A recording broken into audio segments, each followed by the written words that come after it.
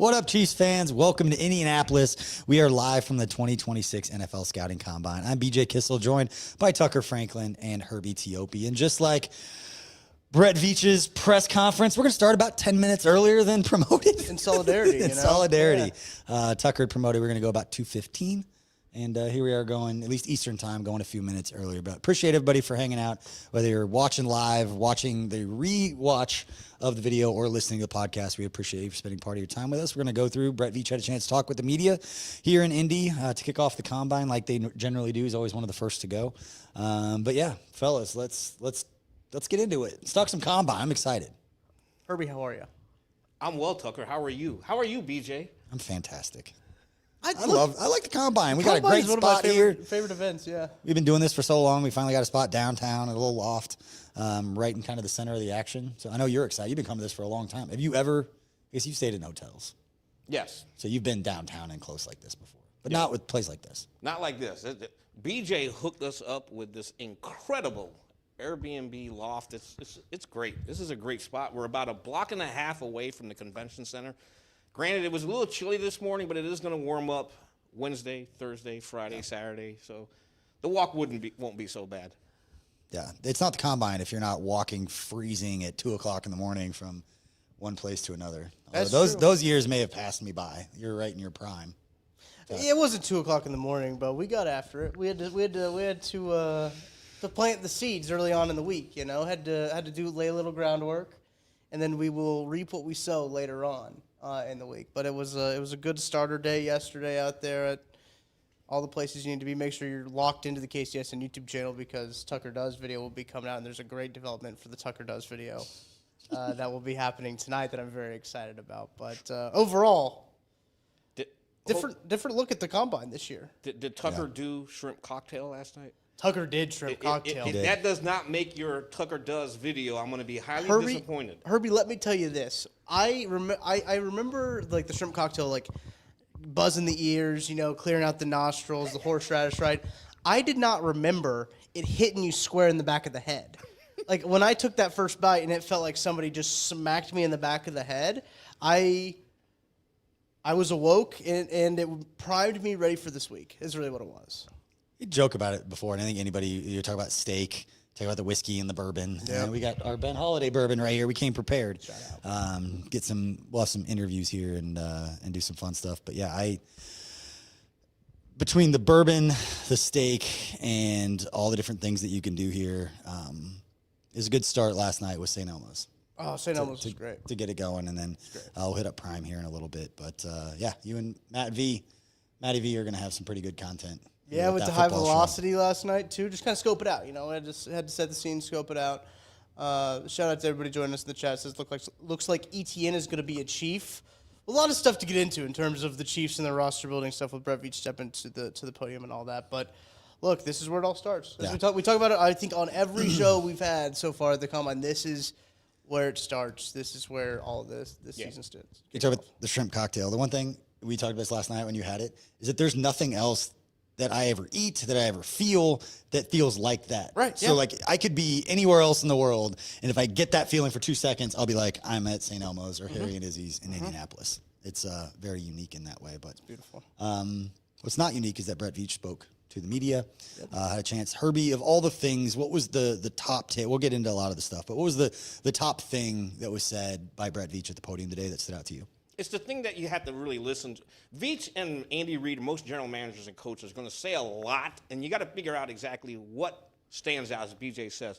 To me, when I hear the general manager, this is going to go back to Andy Reid as well at the end of the year where he was talking about explosive runs. When I hear Brett Veach say we got to get more explosive with the running game, at least 2-3 times, I believe. Yeah. And that stands out to me because they know that part of the offense was missing last year. He didn't mention him by name. He just said that Notre Dame running back. Yeah, very good move on his part. Yeah, very good move because we all know who he's talking about.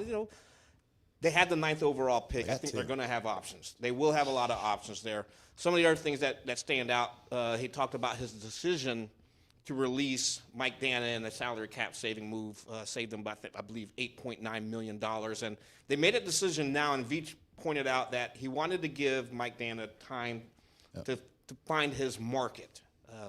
Still undetermined what's going to happen with Jawan Taylor. I know that's a name that's been tossed around a lot.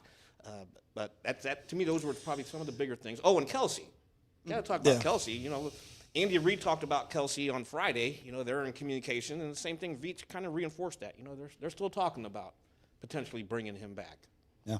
Lots of communication there, which is good. I did see Jackie Moon in the chat. He brought up the fact that Brett Veach said $60 million in convertible contracts is how he words. About $60 million in convertible contracts. I think that's a point that he brought up when talking about the Mike Dana and then cutting Mike Dana, clearing that out, and kind of what's next. Because, and we talked about this a little bit. They did the Patrick Mahomes contract restructure kind of early, like earlier than they traditionally do. It seems like sometimes after that they do it after the Combine, but they did this before the Combine. They're cutting Mike Dana before the Combine to get some cap space. I don't know how much that has to do with like what the timing says anything about it, but they're working everything they can to get underneath that cap by March 11th. Go ahead, PJ. I think with Patrick stuff, it's the announcement that they're going to do it. It's not necessarily when they're going to do it. It's just that it got released that it's going to happen. It's sometimes the timing on when things happen and when they get released is all out of whack. But yeah, the Mike Dana one, and Herbie, you could probably speak to this more just with your experience, but he's doing Mike Dana a favor. Like, it's a nice thing to do that for his agent, so other teams know as they're planning and trying to fill holes in free agency with positions that Mike Dana plays, that they have him top of mind and they don't not have him top of mind. They go make another plan, and then Dana gets released. And the team's already made their move. They already have their plan of what they want to do. So it's good for players to have as much time as possible to know, and for their representatives to know that they're going to be looking somewhere else. And this is the time to do it, because in the past, the NFL Scouting Combine was the only major event on the NFL calendar when all the head coaches, general managers, all the coaching staff, and more importantly, all the agents were under the same roof at the same time at the NFL Scouting Combine. So you can bump into agents left and right as you're walking around here in Indianapolis. Mm-hmm. So now that the agents know that Mike Dana's available, here we go. You can test the market now. Yeah. It's going to be interesting because it's like the Tyreek Hill thing too, right? With Tyreek Hill, they cut him to give him an opportunity to sign anywhere whenever he wants, because he doesn't have to wait till free agency comes open. Mike Dana's in the same boat a little bit as well when it comes to that. So, but the difference between Tyreek Hill and Dana, though, is, and this is what I think a lot of Chiefs fans, you got to keep this in mind. He's coming off of an ACL injury, and Andy Reid nailed it when he said he doesn't even know if he's healthy. Yeah. Because if you can't sign a contract unless you can pass a physical. And as of right now, I don't think Tyreek Hill can pass 100% pass a physical. And fans, when they think about it, they think about the nostalgia, the highlights, and all of that. Whereas a coach looks and is like, "Can that guy even run right now? Right. Like, is he even physically able?" Yeah, sure. The Tyreek in his prime, absolutely, we'd all love that. But is he that kind of player? And he's going to be that kind of player coming back out. Probably not. Short answer, it would be very surprising. Tyreek a little bit slower, still good. Knows the offense. Yeah. All the good stuff. Anything else? No, sticking along the defensive line, just because you bring up Mike Dana, and we were talking about this last night, that you look at the Chiefs roster, the depth along the defensive line gets a little rough. You talk about Mike Dana, guys that are on injury, you're talking about FAU, you're talking about Omar Norman Lott. There's question marks with the defensive line as a whole. They're talking about the draft, the 9th pick, all of that. The defensive line and that front seven, they have some work to do. Yeah, on the ends and in the interior. Don't forget Mike Pennell and Derek Nottie, 1-year deals for those guys. Okay, Chris Jones is not getting any younger. I know we say that every year, but reality is he's not getting any younger. Omar Norman Lott, that's a kid that they really wanted to put in a good role last year, but of course, unfortunately, the injury happened. I think if he's healthy this year, they're going to expect a lot out of him. It would not surprise me in this draft that you see them go defensive end early. You see them try to grab another defensive tackle. Where running back fits in, we'll see. But at the same time, as BJ says, that front seven, you got to bolster that group. Really bad this year. This is a key offseason for the Chiefs. Yeah. Brett talked about it at the podium a little bit too when he talked about premium and non-premium positions, and one of those premium positions that he kept bringing up was defensive line. Yeah. And we know that he's talked about this several times. I know he even brought this up today when talking about building a team. He said, like, it starts with the trenches. Like, he's talked about, start with the lines and then work out from there. Mm-hmm. And they need a lot of help on that defensive line, as you mentioned, Herb. But, I mean, they've got a ton of stuff. I thought that was interesting insight to the process, too, when he talked about the valuable to invaluable positions of, like, a lot of the guys in free agency that at valuable positions don't necessarily hit the market because teams want to keep those guys. So they're trying to keep their guys as much as they can. Those guys don't really hit the market. So the draft is kind of the spot where you got to try to find those valuable guys. And now they're picking at a spot where they are so unfamiliar with, right, where they can find valuable guys at valuable positions. Will they use the draft to do that at a high level, pick a valuable position where they can have team control? We'll have to see, right? Like, we don't know, like, if that philosophy is there, if they'll still do that. And it's obviously going to depend on the first 7, 8 picks, right? But I think that's something to think about when you go into it of like, okay, Brett Veach kind of got to the podium and was like, we need to fix the trenches, we need to address the trenches, and we need to kind of lean towards valuable positions. Yeah, I think it's why the NFL draft is so much fun to talk about, because it's not linear in the way that you discuss it. It's not who is the most talented player for the scheme at this particular position.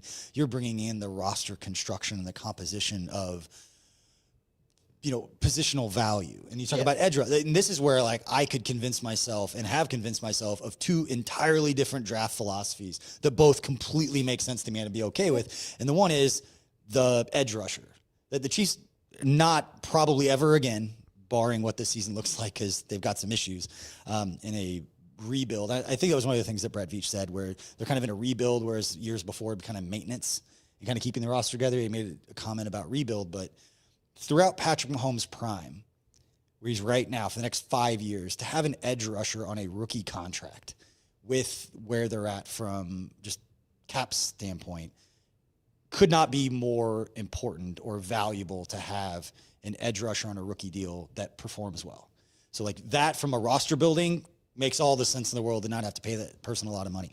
Now from an on the field standpoint, and you know that I've been saying this on shows, off shows, there's not a position that the Chiefs needed to upgrade more that would help their overall team, in my opinion, than running back. Yeah. They needed somebody to pick up chunk plays, and Brett Veach talked about it. They need chunk plays in the running game to take the pressure off of the offense when you're constantly at 3rd and 8, and then you're constantly at 3rd and 12 every time that there's any sort of penalty. Pre-snap penalty, all of those things. It's just they're hurting themselves so much. So a Jeremiah Love, I think, would make a bigger impact overall to the entire offense in the deal. Sure. But from a roster composition cap standpoint, edge rusher is the way to go. And it's very valuable position from a contract, and then not a high positional value. So that's why the draft is so much fun to discuss. And as it relates to the Chiefs this year, it's a perfect example of that philosophy. I've never been shy about my love from Mr. Jeremiah Love. You know, I think it boils down to how a team views him. You know, we can go back and look at the history of the first round running back, but does the team view him as a generational type running back? Because if you view him as a generational type running back, I think you have to pull the trigger. Even if you don't pull the trigger on Jeremiah Love and you wait until the 2nd and 3rd round, I think the Chiefs now are more prepared to help foster and develop running backs when you've got DeMarco Murray now as your running back coach. Yeah. When you've got Eric Bieniemy back as your offensive coordinator, clearly they know they have to fix that area of the offense. Yeah. And they got 2 really good coaches who should be able to energize that spot. I did think it's interesting, too. Megan in the chat, when I was just reading the chat here, said, like, you know, the bar's kind of low for Chiefs running backs as of the last couple of years. So, we'll be interested to see how they do try to infuse that room, whether that is Jeremiah Love, whether that is one of those guys that try to hit free agency, it sounds like, as we're getting guys hit the podium and GMs hit the podium. Breece Hall sounds like he's going to get tagged. Like, ETN might be a guy that might be the only one out there. Kenneth Walker sounds like he might get tagged. What would be the last team that had a Super Bowl MVP and just like let him walk? Like, that would be very odd and very strange. So they might have fewer options in free agency than we originally anticipated when it comes to the running back room. Obviously, you have the guys like Algier and like those mid to lower level guys, which wouldn't be surprised if they sign one of those guys too, if they are planning on thinking that it's still an upgrade. Jeremiah Love. Exactly. It's like they've had such a poor running attack and rushing game, and it's not Kareem Hunt's fault. It's not Isaiah Pacheco's fault that he broke his ankle and broke his leg and tried to come back as fast as he could last year, right, to try for that playoff run. But it's in a rough spot. And as Herbie, you mentioned, they got 2 guys back there. I'm excited to see what DeMarco Murray does, truthfully, with that running back room. And Eric Bieniemy obviously is big in the running game, so him being a running back himself. So it's going to be interesting. I think when you look at the Chiefs' offensive line, they're designed to run. Sure, yeah. You've got Creed Humphrey. You've got Kingsley. You've got Trey Smith. These guys are grinders. These guys are road graders. And if you can't run behind those three, it's like, what are we doing wrong here? But I think they've got the right pieces in place where they can properly address that. Maybe it's a vision problem for the running backs. I'm sure most Chiefs fans over the last year got so frustrated watching the running backs run up on the backside of Trey Smith or running on the backside of Creed Humphrey. Or not running up on the backside and cutting early. Yeah, or not even seeing the hole develop. I think when you look at the Super Bowl, Walker had one run there, which really opened my eyes, a missing piece on the Chiefs offense. And it wasn't even a 20, 30-yard run. It was just a patient run where he got the handoff. The hole wasn't there, but he was so patient behind the line of scrimmage, and it finally opened, and he hit the crease and got 8 yards. Yeah. That piece was absolutely missing from the Chiefs, and there wasn't a Chiefs running back on last year's roster who would have done that because they would have been stuffed at the line of scrimmage. Friend of the program, Brett Coleman, tweets this out every year, and it says to recalibrate your eyes. And for anybody who watches draft film, I would recommend this because I've been guilty of this, and I'd never thought of doing it this way. But if you want to go watch Jeremiah Love, or if you want to go watch Tyler Algier, any of these guys, go watch like 5 or 6 of the top running backs in the NFL right now, and then go watch the prospects. So you have an idea of what an NFL top 10-ish NFL running back looks like physically, rather than comparing him to the guys that he's competing against and running by. And you'll be surprised at how the athleticism jumps when you realize that they're all athletic. Don't get me wrong. Like, you watch guy Division I college running back, they look good, but when you compare it to a Saquon Barkley, a Christian McCaffrey, one of those type of running backs, it helps the process. But you made a comment earlier about taking a running back in the first round, and there's the information, and Tucker, you might know off the top of your head, but I don't think, besides Trent Richardson years ago, running backs in the top 12 to 14 have actually been pretty safe. Yes. As far as like those guys, the top elite talents have been pretty good as far as the hit rate on those guys. I mean, even Jahmyr Gibbs, those guys like Bijan Robinson has been phenomenal. But yeah, the recalibrating your eyes to watch them, and then just that positional value again. And I like what you said also in that, and this was a thing for me last season, realizing that it sucks that you had 2 running backs that could not deliver what the offense needed them to last year, with so much pressure being on the passing game with Mahomes. But Isaiah Pacheco and Kareem Hunt, I don't think anyone can argue, give absolutely everything they have. Yes. And like Kareem Hunt gives everything he has, and yet we can still talk about Chiefs 32nd in the league in explosive runs. And you'd watch a 7-yard run and they'd get up and celebrate and be like, that's awesome, man. But that should have been a 15 to 20-yard run athletically. And so that part is hard, I know, for fans, because you want to root for those guys. You want them to be good. But if the Chiefs are going to keep up and go where they need to, they've got to get more explosive. And it's telling that was the first thing Brett Veach brought up at the podium today. Ross Sawyer said it'd be nice to have someone that has more yards than Pat this season. Rushing yards. So when Pat Mahomes is your leading rusher for 95% of the season, that's never a good thing. Especially when he's coming off of a torn ACL now. You've got to protect him. Right. Yeah, that's going to be huge. I know they won't build the offense around this, but I'm always curious, just like the unintended consequences of Mahomes being injured and not being able to rep all offseason, of getting a running back in here and kind of focusing on the spacing of the running back. And not that they're going to change how they do the installs throughout OTAs and all of that, but you're not getting Mahomes out there getting those reps in there. So you take a receiver or something other than a running back early, you're not using all of OTAs to get on the time with Mahomes and those guys because of the health side of it. So is this a perfect time to bring in a running back and kind of focus on that, knowing that timing with your quarterback, it's going to be rushed at the end until he's healthy enough to be cleared to go out there and do those types of things. What I think is really interesting, too, you talk about kind of how this all relates to the draft, right? Bring it into there. We had Matt Miller on the KCSN draft show that aired on Friday, and one of the questions Kent Swanson and Matty Lane asked him on the draft show was, hey, who are you, offensive and defensive player, you're standing on the table for at pick number 9 for the Chiefs? And when he was asked about an offensive player, Matt was pretty adamant that he's like, I don't think that they should take an offensive player. I don't think they will. I don't think they should take an offensive player at number 9. He's very big on the affecting the defensive side of the ball, which, again, we talk about the positional value side of things. Like, that would fit that conversation, fit that kind of mindset, that model. especially if you can wrangle in one of those free agent guys that can help you. You know, if you honestly, like, they should sign probably 2 or 3 running backs. Right now, the only running back they have on their roster is Brashard Smith. Yes. That's the only running back they have on the roster. And they had 8 guys on their roster if you count their IR, too, because they had a practice squad. So they had a lot of running backs in the roster. Carson Steele is now off to Philly at the practice squad. He signed a futures contract there. So, I mean, they're going to have to overhaul that room just to get bodies in there. I think they've got to sign, like, an Algier and maybe ETN as well. Like, it might have to be you're signing ETN and you're also signing a mid-level guy at the same time. That's just the kind of overhaul that position needs, trying to get cost-controlled talent at premium positions. Yeah. We'll see how it all. It's an interesting conversation as GMs start to go to the podium and talk about tagging players and who. So that could be an interesting thing to watch too. Is like, will the Chiefs be involved in maybe? I mean, look, that's an aspect that I don't think that we think about a whole lot. Frank Clark was a pre-draft trade. I mean, Orlando Brown Jr. That was a pre-draft trade. Orlando Brown, yeah. 2 premium positions. Now I don't know if they'll give up number 9 for a guy. I would be surprised. I think from roster composition, like they can. Right. They have 6 draft picks right now. That's the other part of it. If you're going to give up the 9th overall pick, though, you want a blue chipper. Sure, you want in return. It's got to be a blue chipper. They don't have a ton of. They need a blue chipper on a rookie contract. Like trading the 9th to then have to pay that person $20+ million a year, regardless of what position it is. I guess. Shout out Ross Sawyer, by the way. Indianapolis. We've met Ross a couple times. Thank you for walking us back to Indy. But he said we could sign a mid-level guy like Elijah Mitchell. But how'd that turn out? Yeah. Oh my goodness. Do you think Kareem Hunt's still on the roster next year?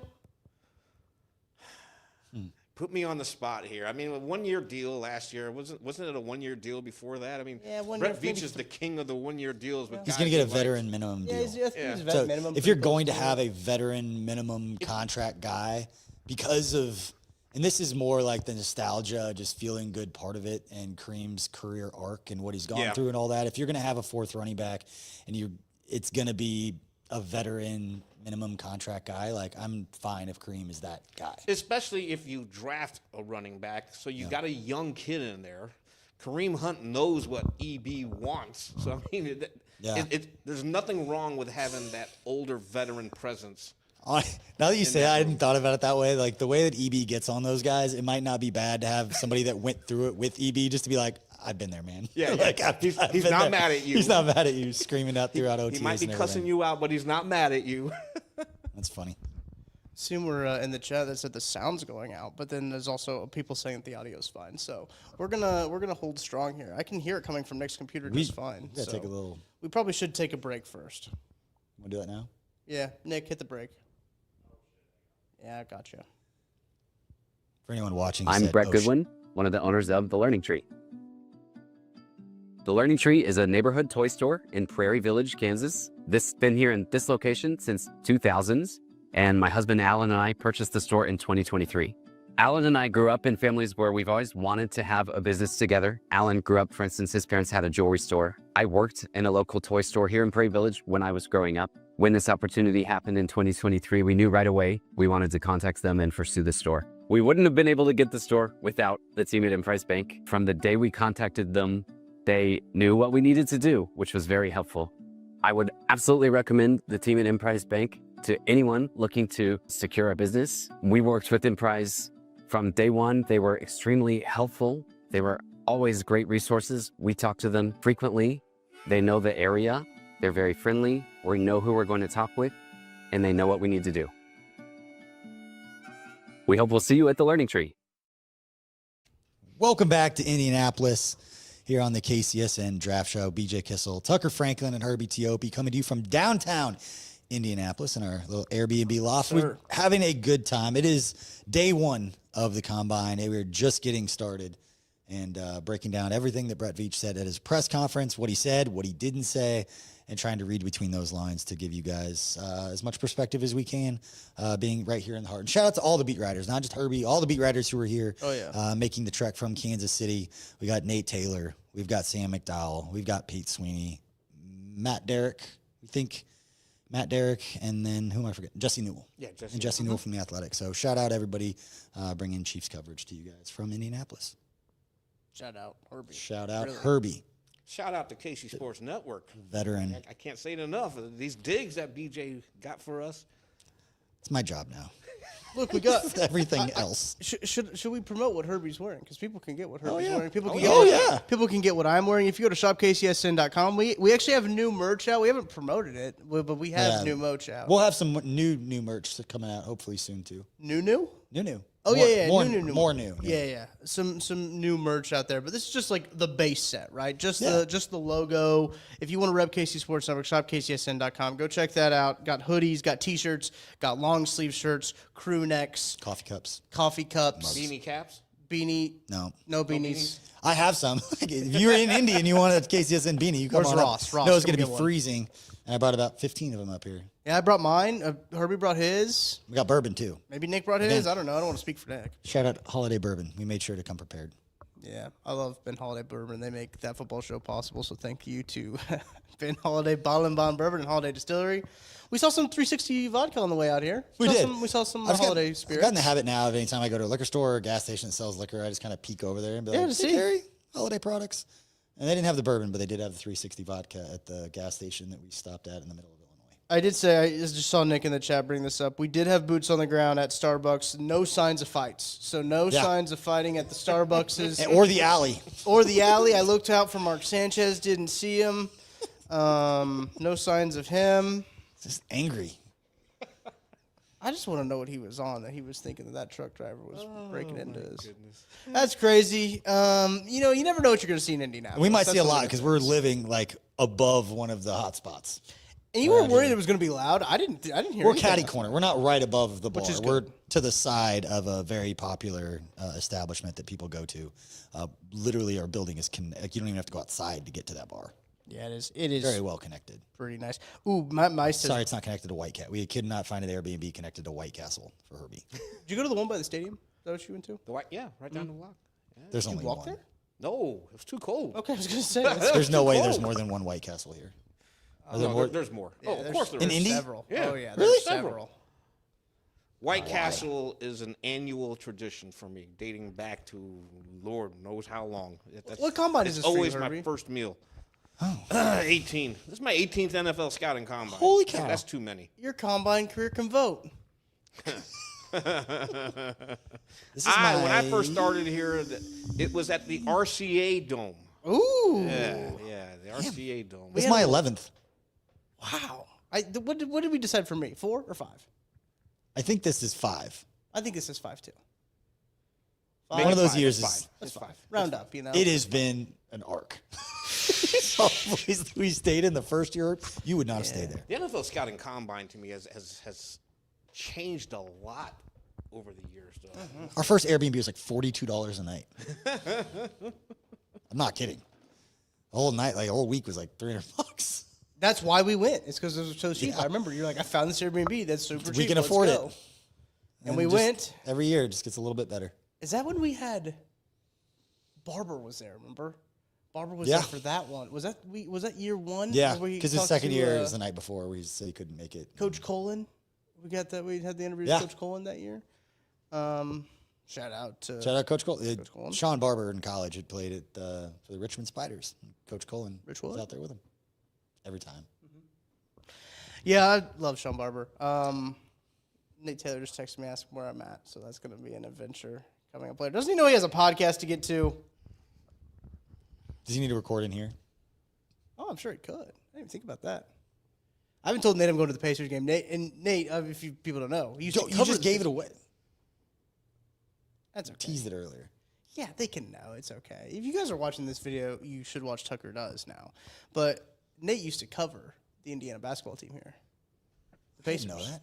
That's right. That's right. For the, and I think Yeah, Indy Indy Star. Star. Yeah, Yep. he lived in Indianapolis, covered him for the Indy Star before he moved back to Kansas City and covered the Chiefs. So this Yep. is like kind of like his second home. Indianapolis is for him. Yeah. So I need to let him know that that's what I'm doing tonight. He probably has other plans. But I'll say the favorite part of the combine now that it's your 5th, obviously your 18th, my 11th, is that it becomes so much easier when you walk and you just know like half the people. yeah, oh, and it's my just gosh. like it's a cool time to come back and just see all the people that you cross paths with all these events, and everybody's got this shared passion for for football and roster building in the draft specifically, there's a lot of draft. There's like your traditional beat writers, and you've got your draft nerds that only care about the draft and what's going on right now.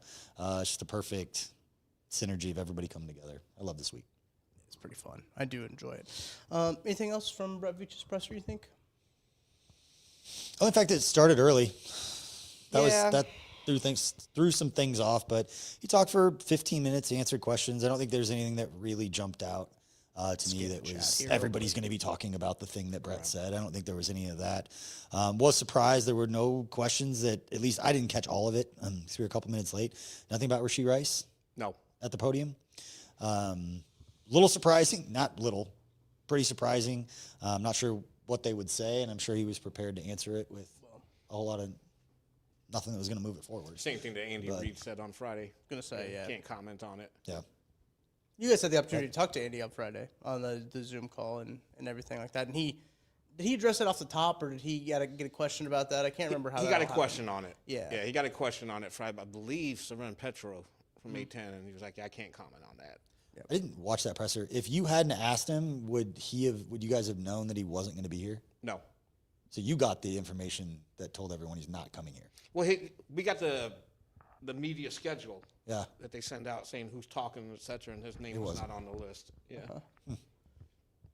Well, hopefully Andy's doing all right with his knee surgery, right? Is what he had, a little bit of a knee cleanup, so he's not here at the combine. I'm sure they've got. Short-term injury reserve. That's what he told you. Yeah. So we'll see how that all goes. I'm going to scan the chat here a little bit to see what people are saying, but appreciate everybody hanging out with us and watching with us. Matt Mice says, didn't watch the entire Veach presser. Was there any update on Pat? I don't think that there was. I don't think he talked about Pat, but I know Andy did a little bit. Andy talked about Pat. You know, it's the same thing as he kind of reinforced what Patrick Mahomes said. Yeah. When we got him in January, he's going through the rehab process. Mahomes is still eyeing September the 1st, but you know, as far as his rehab is going, Andy did say he's in the building 7 hours of the day, you know, hitting that rehab hard. So that's the key thing. Mahomes is going to be ready. If anybody's going to doubt that guy Yeah, I'm not. at this point. Yeah, I'm not gonna doubt him. I don't think for being. Should he be ready week 1? I don't know. Will he be? Yes. These guys are built different. Mango Chiefs wants to know, or sorry, not Mango Chiefs. Seamus 11 wants to know, Herbie, is there a reporters tournament, poker tournament set up for the combine? No. Herbie God, walked we in talked here. about this driving up here, that if Herbie got a media poker game going on during the week of the combine. We got a great space right here for. Actually, we can't throw parties here. I signed a lot of You'd have to documents. rent out a room somewhere. Sorry. No, I signed a lot of documents saying we can't have a party here. No media poker tournament that I know of. I haven't told him this idea. I'm just going to throw it out there. Go for it. We were going to bring the NFL Blitz machine and put it on Radio Row and have like a media tournament. And next to Radio Row, like our table, we're going to put the Blitz machine and then just have like a tournament, like a bracket, and just be like, it's the Athletic versus Sports Illustrated. You're going to come over and play. We think we could get a lot of people to come over and play. Yeah. If you had a Blitz arcade game in the middle of Radio Row.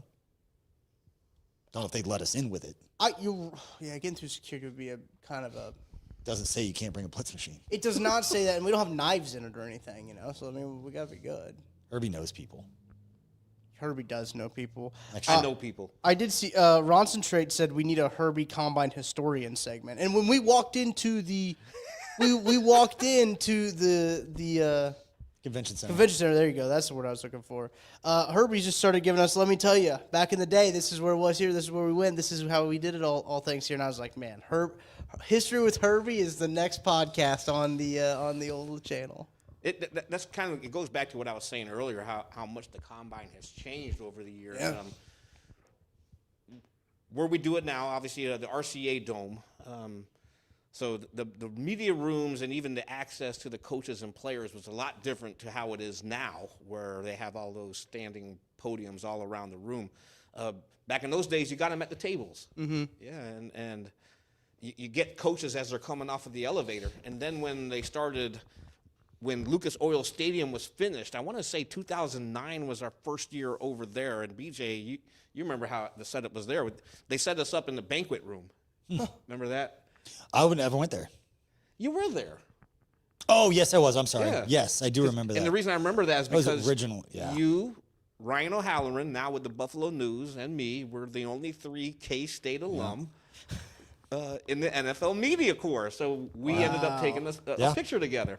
I remember that. Did that over there. But yeah, the combine. The other reason why it's changed so much is one of the major reasons why we love coming up here from a reporter point of view was the NFLPA annual meeting. The combine is the event that happens 2 weeks before the start of free agency. You're able to put your eyes on agents. You're able to talk to agents, your sources, and get a good idea of which way a team is leaning or which way a client is leaning when it comes to signing or not re-signing. I got a question here from Seamus. I'm just reading the chat, scrolling the chat here. So appreciate everyone hanging out with us. He said, I'm going to ask this since I know Tucker's reading. Did it interest you that Veach mentioned Ohio State linebacker before the Notre Dame running back? I think we might be reading between too many tea leaves here with this one, but it was when he was talking about the positional value, right? Because he said in this draft he thought that the 3 best players were in positions that weren't of higher value, right? And he mentioned Arvell Reese, not by name, but the Ohio State linebacker. Then he mentioned the Notre Dame running back. Then he mentioned the Ohio State safety. And neither one of those are the Ohio State player that I want. Ohio State, pretty good football program, I guess. I like Hayden McDonald. Anybody out there? Did it pop you at all that he mentioned Arvell Reese first? It not necessarily. I didn't agree. want to read too much into that. It didn't hit me either. Yeah, I think he was going through what Tucker just said. He's going through the premium positions, and then he was pointing out some of the other positions that you don't normally consider premium could be there at number 9. And I think that's essentially what he was doing. But me sitting there, I was like, when he mentioned the Notre Dame running back, I was like, so Jeremiah Love is actually on the table, huh? You got giddy. I got something real quick. You find another question? I want to shout out while we're talking about it. I haven't talked publicly about it necessarily, but shout out to anyone who's listening and anybody who supported the All Draft Workshop, the money that we had raised last year during the NFL Draft. To support this new idea that we were doing to honor our friend Therese Paylor. It was called the All Juice NFL Draft Workshop, and the idea was to pay the way for young journalists to come to an event, tentpole events like the NFL Scouting Combine, and give them the opportunity to network and be mentored and shadow some of the top people in this industry. And in about 2.5 hours, I'm going to go pick Destiny up from the airport and give her over the next 3 days an experience to meet and talk with everybody that we can possibly get her in front of to network and learn this business in honor of Therese and somebody that gave his time. And I know with Ken Swanson, I sat there and watched him do it. Gave his time to young journalists at this event. So it's very special. And I want to thank anybody who donated to our raffle last year during the draft. That money that was raised is being used and is making an impact. And we'll have some posts and show what's going on. I just want to let people know that if you remember that, it is going on. We don't promote a ton of it because it's not what it's about. But it is going to create a phenomenal experience for Destiny, and we'll have more on that later. But thank you for everybody who supported it. I think it's great. Yeah, no, I love that we are able to do something more tangible. Real? Yeah, with everything. Steal a line from Coach Reed. To honor Therese and everything like that. So it's really cool to see all this happen. We'll have the dinner later on to kind of cap off everything. But yeah, I'm just super excited for all that to happen. The Combine, as we've been waxing poetically for however long we've been going about how great we love the Combine. So it's always great to get here and give these people these experiences. For sure. There is one thing we do have to mention from a news point of view. Let's do it. Brett Veach pulled a couple of us aside after we stepped off the podium, and a lot of the stuff is off the record, but we did manage to get an on-the-record question specific to Felix, and you do get, That's your guy. FAU. There you go. Obviously, entering the final year of his rookie contract, so I specifically asked, how realistic will it be that a fifth-year option is applied to him? And Veach kind of they're undecided right now, but Veach did say that they prefer for him right now to get healthy, because as we know, he landed on injured reserve last year with a hamstring injury, and if you're going to injured reserve with a hamstring injury, that's pretty serious. Mm-hmm. Yeah. So that's about the newsy thing there. Interesting.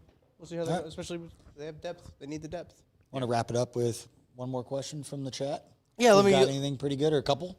Let I'm me gonna cut it short. We are going to do an episode of 21 questions. Yep. Later this week. Lee's asking about that in the chat about 21 questions. So, Lee, we will have 21 questions. That'll come out on Saturday. It'll come out on Saturday. I think we plan on recording that Friday, right?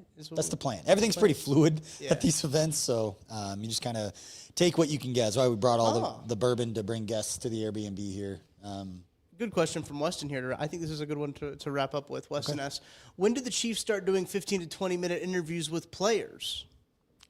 That started Monday, yes. And if I'm not mistaken, didn't Veach mention at the podium that they had a couple guys already? Yeah, they had a couple people that they talked to already. So these are the formal interviews. And it's important to remember the difference between formal interviews and informal. The formal is when they're bringing them into the hotel room and they're sitting down with the coaches and the general manager. They can talk football. They're breaking down film. Informal could be a matter of BJ and I bumping into each other in the hallway. Hey, how you doing? And that would count as an informal interview. But the process started Monday. Yeah. Tuesday. So Monday, as soon as they got in town. Yeah, I'm curious. Did anybody have a chance to ask? Is Coach going to be involved remotely in any of the player interviews? Yes, he's doing it via Zoom. Is he? Okay. I was curious because I remember years ago one of the big takeaways I had at the combine, and I remember asking, who was it? Honestly, I think it was Ryan Poles. He's a college scouting guy. We did individual interviews with all the scouts back then, and I remember asking him, what are the interviews and what stands out to you about the way that Coach Reed does it? Is that Coach Reed is phenomenal, especially with the offensive players, of being able to, when a guy gets on the board and explain things, be able to ask just like 2 questions and determine whether or not the guy actually knows what he's talking about or if he's just regurgitating what he's studied and what trained. he's like trained to, like, I know this play and this is how I'm going to explain it, that Andy Reid could ask basically the why. And what would you do in this situation? And the way that the kid would answer it, he would be able to determine, is it formulaic or is he actually able to process the information? And him not being there in person this year, I guess what's different this year about the combine, wonder if that dynamic would change. But it was interesting to hear somebody the level that Ryan Poles is, being a successful GM, to just not be in awe. That's probably too strong of a way to explain it, but just have so much respect for the way that Andy Reid can talk football with guys and really get to the point and cut through all the crap. Because we've joked before, you go to the Shrine Bowl, you go to the Senior Bowl, you go to these NFL draft events, the players are pretty green. They'll give you an answer. They'll kind of shoot from the hip. And for whatever reason, I feel like all the agents do all their media prep before the combine, because by the time you get here, you get a lot of cliches and you get a lot of robotic answers from the players. I think one of the important takeaways from the formal interview process, especially when it comes to the Kansas City Chiefs, is if the Chiefs are actually holding a formal interview with someone, they like the guy. They really like him. Because if you look at the years past the draft, even when free agency starts, look at Christian Fulton, for example. They had a formal interview with Christian Fulton here at the Combine. So, the teams keep track of who impressed them in the pre-draft process. That they become free agents. They will also do it with players, and this obviously isn't all the case. But I would say questionable character, but if there's some stuff that they want to go through and they need to spend some time with the kid to kind of press them on it, to see how they respond to some of those negative things, it's a lot easier to not have to spend your time if you're going after. I'm thinking of a player coming out of college, like Eric Berry coming out of college. Like, everyone knew he's a phenomenal dude. All of his teammates loved him. You spend a ton of extra time. Whereas a player, obviously not a top 5 pick like Eric Berry, but if there's just some questions in the area scout, say, hey, there's some stuff here, spend some extra time with the kid and get to see, is it something bigger than, something that they can work with. Yeah. I'm all out. We're done? I don't have anything else left to say. I got to save some stuff for later in the week. All right. Do you have anything left to say? I do not, Mr. BJ Kissel. I'm only doing like 2 shows. I do significantly less content. So I appreciate everybody listening. It's nice to get back on a mic every once in a while. So appreciate everybody for watching live or, again, watching the rewatch. Please, if you're listening to the audio, please leave us a 5-star review if you like it. And if you don't, just let us know on social media like everybody else.